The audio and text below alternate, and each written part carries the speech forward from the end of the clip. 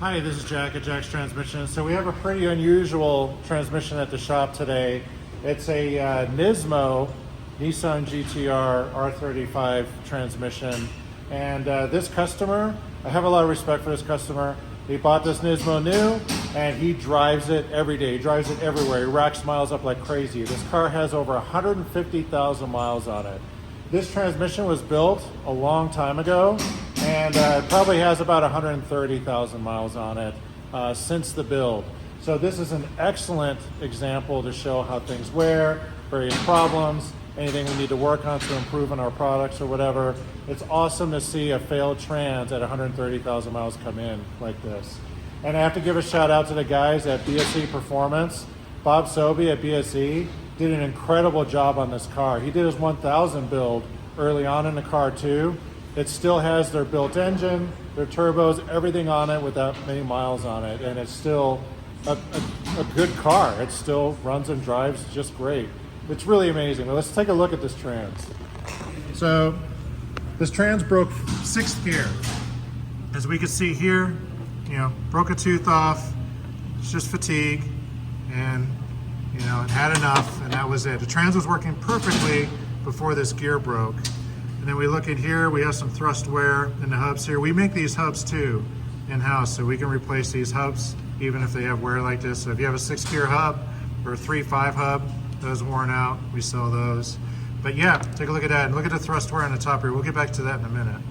But yeah, look at the gear set. So 2, 4, 6 here, common wear points. So with this gear cluster, this is 6, it's got some wear on it, which is understandable, but it looks pretty darn good for being mated to a 6 gear that broke.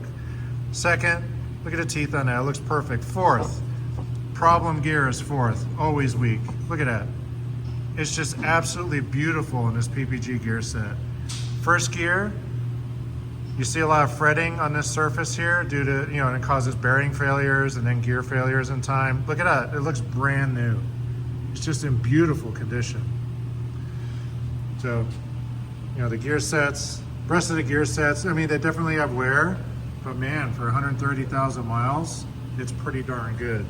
So right here, this thrust wear is due to the fact that the output shaft assembly was wandering in the trans. It was moving back and forth, and it was making contact with the case here.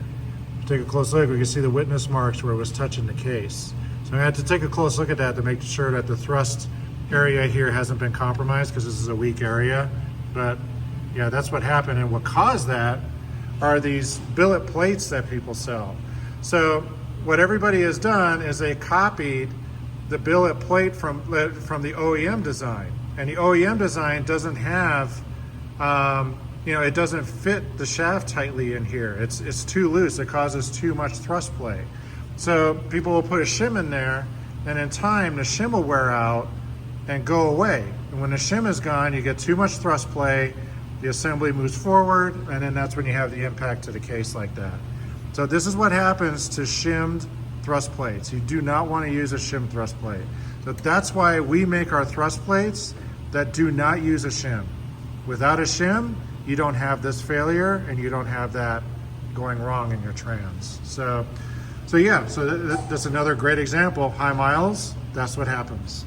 And then we'll take a look at the clutch here. Standard Linny baskets, they really hit it out of park on these. 130,000 miles. Still look brand new, look at that. There's no wear in there from the splines on the friction. It looks absolutely perfect. And it's the same with the A basket too. This is an early Linny carrier that we've learned to machine to get them to work properly, but it did its job. These are real early carbon seals that we made.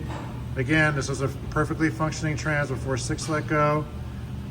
Carbon frictions, we love these carbon weave frictions. All of this is like new. You can see some wear on the steels, but that is absolutely typical of this. It's typical for a trans that has 10,000 miles on it. And for 130,000, that's really nice. I'm just gonna clean this stuff up. We could probably reuse all this stuff. It looks really nice. So, and we have this goo everywhere. Everything's gonna have to be torn apart and cleaned up. It's not looking all that great. you know, it's just, you know, 130,000 miles worth of material in here. You see all of the metal that is attracted to the magnets on the selector valve body as well. All that's going to have to be torn apart and cleaned up. And then we have, we look at the trash magnets here. I mean, look at all that picked up. Again, it had a failing 6th gear until it broke a tooth, you know, so it makes sense. You're going to see a lot of material in here. And, you know, I got to hand it to the customer. They used paper line filters. These are absolutely amazing. They filter better than anything else on the market. Those of you who are using steel mesh filters are not doing yourselves any favors. All that stuff goes right into your valve bodies. But this paper line filter, I'd be willing to bet that when I take those valve bodies apart and clean them, they're going to be like new in there. They're going to be in really nice shape. So we can see here with the cover, all the stuff in there that it prevented from going through past the filter into the valve bodies. But yeah, so it's pretty neat to see a trans with this many miles on it in a car like a Nismo. You know, I doubt anyone else on the planet's going to have a Nismo with over 150,000 miles on it, and a built one at that. But here you go. So yeah. So great job on this build, guys. You did excellent. I can't wait to build this trans, clean everything up, get it as good as new again, and get it back in a Nismo and put another 100K miles on it. Thanks for watching.